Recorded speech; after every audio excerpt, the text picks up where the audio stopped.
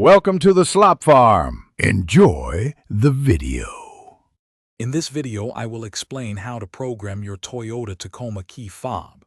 First, ensure your driver's side door is open and unlocked, with all other doors securely closed. Have your ignition key and any key fobs you wish to program close at hand. This process involves a series of quick steps with your key and door, so paying close attention to the timing is crucial for success.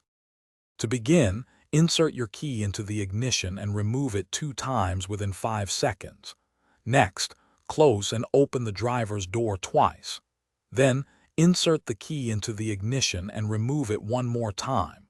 These initial steps prepare your vehicle to enter the programming sequence, so precision is key for the next part of the process. Now, repeat the door sequence. Close and open the driver's door 2 times. Insert the key into the ignition and leave it in. Close the driver's door. Turn the ignition to the on position, then immediately back to OFF without starting the engine. Remove the key. The door lock should cycle, confirming your vehicle is now in programming mode. With the vehicle in programming mode, take your key fob. Press and hold both the lock and unlock buttons simultaneously for 1½ seconds, then release. Immediately press and hold only the lock button for 2 seconds. The door locks will cycle once to confirm successful programming. If you have more remotes, repeat this step.